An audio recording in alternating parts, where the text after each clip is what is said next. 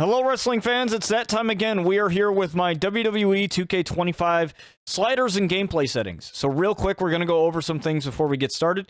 One of those being that this isn't a difficulty slider, meaning that this isn't really focused on the challenge of the game, but rather focusing on the storytelling and being able to tell stories that you want to tell with your matches, being able to get those realistic grueling wrestling matches that leave you on the edge of your seat, whether you are an AI versus AI person or player versus AI. Now, some of these settings are going to be steered towards player versus AI because I play my matches, but you can use these settings for AI versus AI as well. So just to clear that up before we get started, now that we got that all squared away, let's get started here. We got the difficulty, legendary. This is the most realistic difficulty. This is also the highest difficulty that you can play on in the game. Weight detection simulation, stamina mode, normal. These are what you're going to want for realism purposes. Everything else is pretty much personal preference. After that, you can turn off the mini games if you want. Allow held button input for mini games. This is so that you don't have to button mash. You can just press and hold the button. Auto reversal for ground attacks off. I have that set to off because I play my matches. So if you guys don't want the automatic reversal, then you want just to reverse everything, which is probably the most realistic way to play the game for player versus AI, then turn that off. Allow instant recovery. I turn this off because I hate it when the AI just sprungs right up to their feet. It's not realistic. I hate it when the AI does it. I've always hated it. I don't know why they didn't just make instant recovery a payback like it was in 2K19 and they just made it a mechanic in the game. So I'm glad that you're able to turn that off. So I have that set to off so that they can't do that anymore. We're not going to go over presentation because a lot of that's just personal preference. Some of you guys like to play with the HUD on. Some of you guys like to play with the HUD off. You guys are here for these settings right here, the gameplay settings. So here we go with the gameplay balancing. So you'll notice that a lot of these sliders are the same, and that is because, well, not much has changed in the gameplay. There are some new sliders that we'll go over, but pretty much everything is the same. I'm the type of person where I go by, if it ain't broke, don't fix it. And it ain't broke, so we're not fixing it. A lot of these sliders allow me to tell the story that I want to tell in my universe mode when I'm playing against the AI, crafting my universe and crafting my matches and storylines together. This allows me to do that with exceptional, with absolutely no problem whatsoever, or minimal problems whatsoever. So feel free to add these and make adjustments to these. I will recommend the Superstar downtime is one of the greatest things in 2K25, in my opinion, because it adds to the selling. So this is how long it'll take for your Superstar to recover when they are down on the canvas. And this goes for when they are not stunned as well. So I have it set to 80 because that's how long I have the stun duration for. I love selling. I've always loved selling. It's such an important mechanic in a wrestling match and so important to storytelling. You don't want a person getting up after they just took a tombstone pile driver or a big maneuver, right? You don't want somebody doing that. So you want somebody to really feel the damage and impact of a move. And with the body damage this year, man, it's definitely a small but good quality of life improvement there.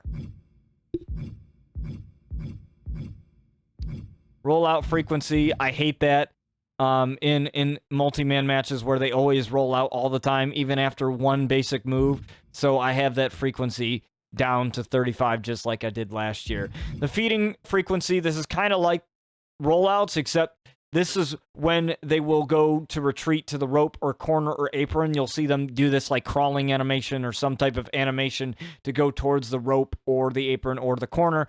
And I like to set that to 35, just like the rollout animation, because I don't want that happening all the time. I feel like it takes me out of the match because I'm playing it, and I want more control over my game and more control over how the wrestlers are going to react in a match. And so that's why I have it set to 35, so that it happens a couple of times, maybe once or twice, maybe 3 times max per match. without it feeling like it's taking complete control, where I'm losing control of what I want to do in a match, if that makes any sense. The vitality regen rate and the vitality regen cooldown has to do with health and how fast it regenerates. And there's like a limit to how much health it will regenerate. I have this set to 0 and 0 because I don't want them regenerating health like at all. I want the fatigue to settle in. I don't want the AI kicking out of like 2 to 3 finishers. Also, a good tip for that is turn off resiliency payback when you're doing match setups. When you're setting up your matches in universe mode or exhibition or whatever mode you're playing, turn those off. Turn off resiliency. Don't have it there because the AI is going to use it. 9 times out of 10, they're going to use it. The difficulty damage scaling, this is the last one I'm going to go over because this is one that I get questions about. So this one has to do with how much damage the AI will inflict or receive. So the higher the number, the more damage per move. The lower the number, the less the damage. And the reason why I have it set to 20 is because I want them to, like, with the body damage this year and with a grueling match, you really want them to, like, get tired out, fatigue to settle in. Like, you want, like, a good match that's like, oh, is he gonna kick out of this finisher? Who's gonna win? Who's gonna win? Or, like, you know, who's gonna get tired out quicker? You know, you really want to create that tension with your audience, especially if you're a content creator like myself, creating universe mode and doing those things. Or if you just like watching a good wrestling match, this is a really good setting to have it under. And the drag and carry escape difficulty, that has to do with the minigame stuff. So, how difficult it is to escape. Targeting, pretty much self-explanatory there. Don't really need to go over that. Advanced, this is the minigame, the pin minigames, and how difficult it is to kick out after 1 finisher, 2 finishers, 3 finishers, 1 signature, 2 signatures, 3 signatures, etc., etc. So I have the player adjusted because I play my matches. I didn't do any adjustments to the AI because I felt like it was unnecessary. So that's why I have it there.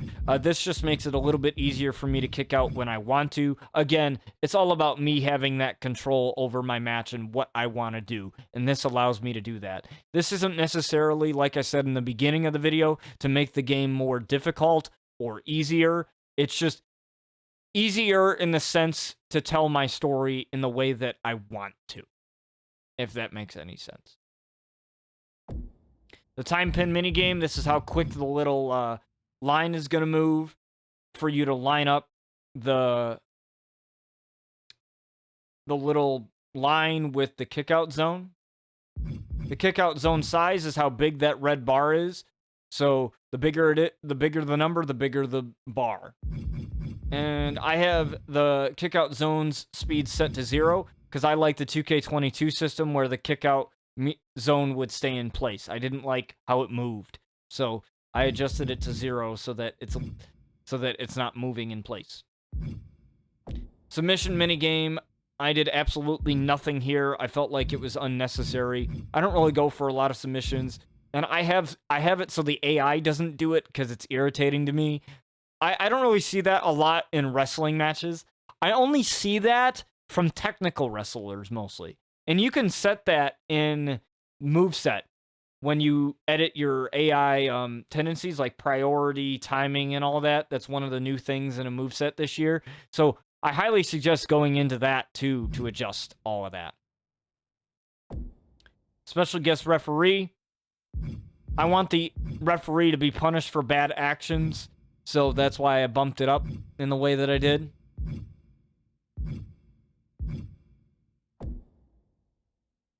And then once you're done, you can just click save. But real quick, I'm just going to go through them again.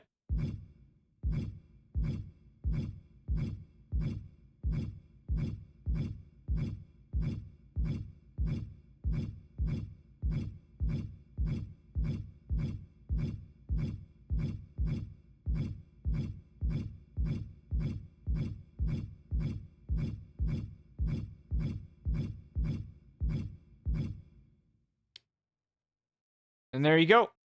Click save, and then you're done. Like I was mentioning earlier, the moveset. I'll show you guys this real quick before I let you go here. So, the stuff I was mentioning in the moveset, the AI settings. So you're going to go to a move here, and then you're going to press the corresponding button, whether you're on PlayStation or Xbox, to go to the priority settings, repetition, and timing. So I highly suggest going through some of these moves, like diving maneuvers, springboard maneuvers, certain moves that you don't want to be performed as often, and just customize it a little bit more. This offers a little bit more customization to how the wrestlers act individually, rather than just overall in terms of sliders, because what we just adjusted was the overall gameplay settings. This allows you to individually edit every single wrestler and how they act if you want to do that, if you want to spend a little bit more time. But there's a tip there. You can do this to pretty much every single move except for signatures and finishers. It allows for more customization. So definitely consider taking the time to do that if that interests you. But those are my settings and sliders for WWE 2K25. Let me know what you guys thought, and let me know how those sliders are working for you. I'll answer any questions that I can in the comment section below. Remember, this is your game. This is your story. Tell it.